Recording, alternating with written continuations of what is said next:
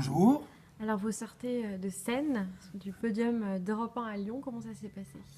Eh bien, écoutez, j'avais un grand trac puisque j'allais leur présenter trois nouvelles chansons et deux connues.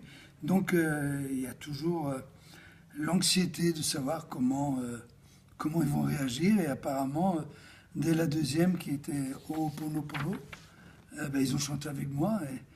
Et ouf, déjà un poids dont on est soulagé. Et puis, voilà, ils m'ont accueilli avec chaleur, ce qui m'a beaucoup touché. Le public était réactif, comment étaient les Lyonnais? Mais je vous le dis, dès la deuxième chanson, ils ont chanté un refrain qu'ils n'avaient jamais entendu avant.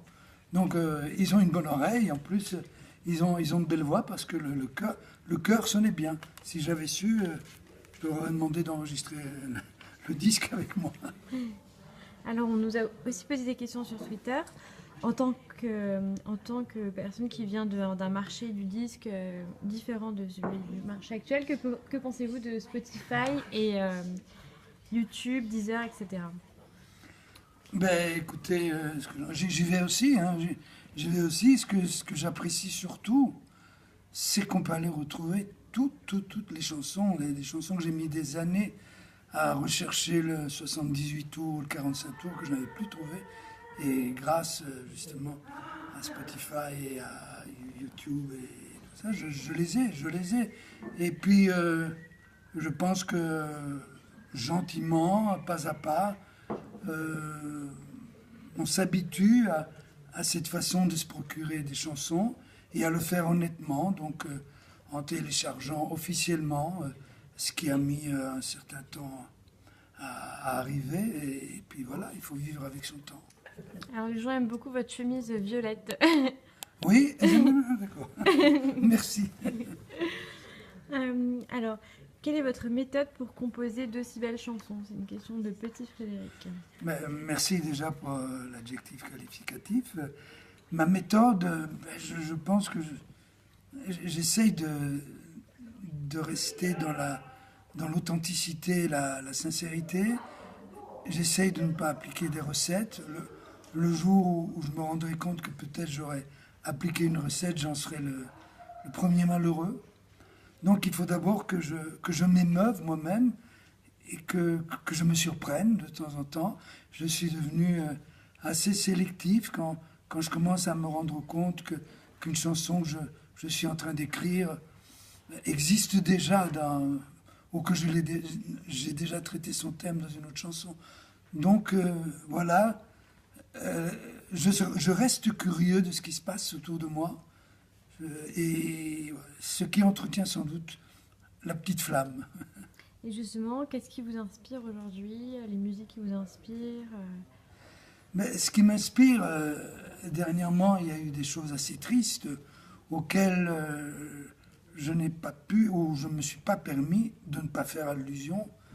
Il y a une chanson qui commence mon nouvel album qui s'appelle Chanter, où je dis j'ai pleuré tout comme vous pour l'esprit de liberté abattu comme un aigle en plein vol.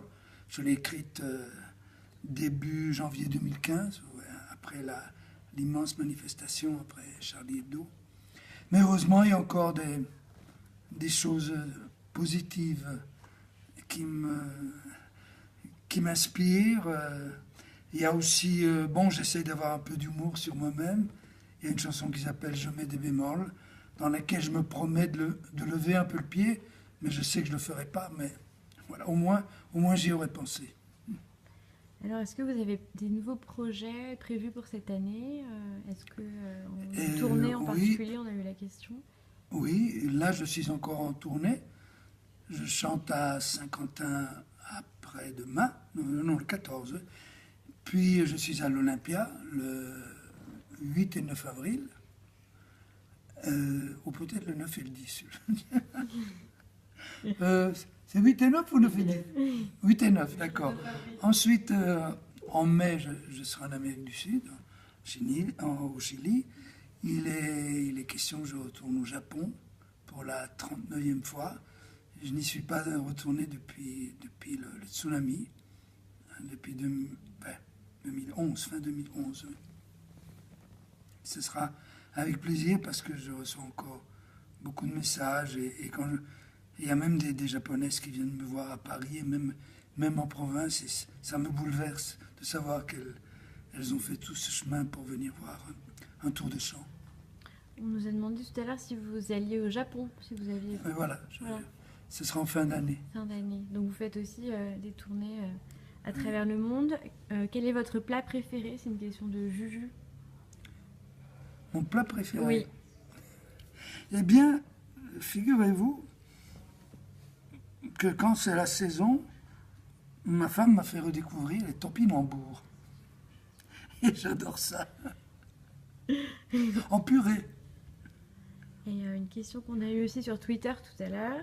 Quelle est votre chanson préférée de tous les temps? Ça, c'est une question qui mérite réflexion. Moi, j'écoute le répertoire italien, j'écoute le répertoire français, j'écoute le répertoire anglais. En italien, ou plutôt en napolitain, je dirais Anne me core. En anglais, peut-être Georgia on My Mind de Ray Charles, qui me bouleverse à chaque fois que je l'entends. Et en français, peut-être La vie en rose, que d'après ma tante, la dernière sœur de ma mère qui vient de me quitter, je chantais déjà à 2 ou 3 ans. On nous dit qu'il y avait une de vos chansons dans un des films d'Alain Chabat, Des Nuls. Est-ce que ça vous dit quelque chose? La personne ne se souvient plus. Non, il y a un lien avec ce que vous dites, mais c'est Chantal Lobby, D'accord. qui faisait partie des Nuls, Ouais. qui a intitulé son film « Laisse mes mains sur tes hanches ». Elle m'a fait cet immense cadeau et j'en remercie encore parce qu'elle a braqué les projecteurs sur moi qui ont ramené certaines chansons, qu'ils ont ranimées un peu. D'accord. Merci beaucoup d'avoir répondu C'est moi aux qui vous questions remercie. des internautes. À bientôt. Et puis à très bientôt. À bientôt.